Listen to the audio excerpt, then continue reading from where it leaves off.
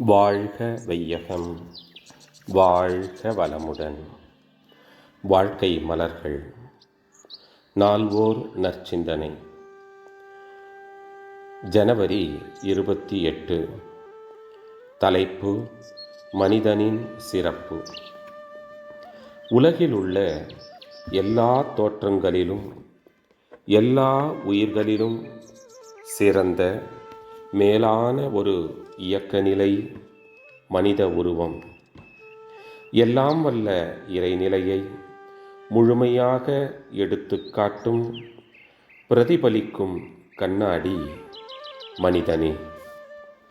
உடலுக்குள் உயிர், உயிருக்குள் அறிவு, அறிவுக்குள் அருட்பேராற்றலின் இயற்கை, அதாவது மெய்ப்பொருள்.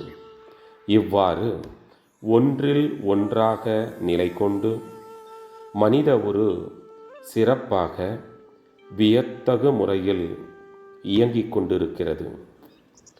உடல் குறிப்பிட்ட அளவு பருமனால் எல்லை உடையது. உயிரானது நுண்ணியக்க மூலக்கூறான விண் எனும் நுண்துகள்கள் கோடிக்கணக்கில் ஒன்றிணைந்து ஒரு தொகுப்பாக இயங்கும் ஆற்றல்.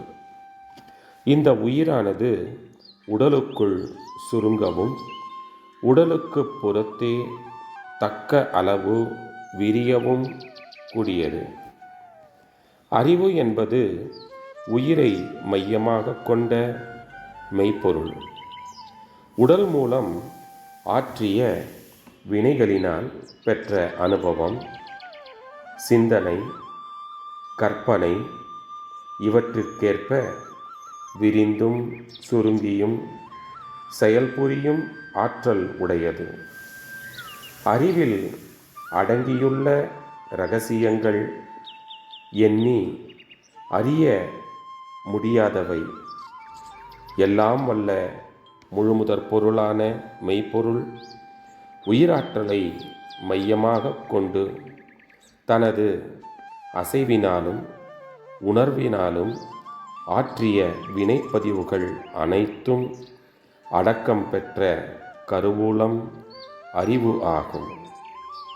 இது உயிர்த்துகளின் மையத்தில் தொடங்கி உயிர்த்துகள்கள் தற்சுழற்சியால் விளையும் ஜீவகாந்த சக்தி மூலம் உடல் வரையிலும், மேலும் உடலுக்கு வெளியே புலன்கள் மூலம் உணரும் பொருட்கள் வரையிலும் யூகத்தால் பேரியக்க மண்டலம், அதற்கப்பால் நிலைத்த சுத்தவெளி என கருதப்படும் மெய்ப்பொருள் வரையிலும் விரிந்து சுருங்கும் இயல்புடையது.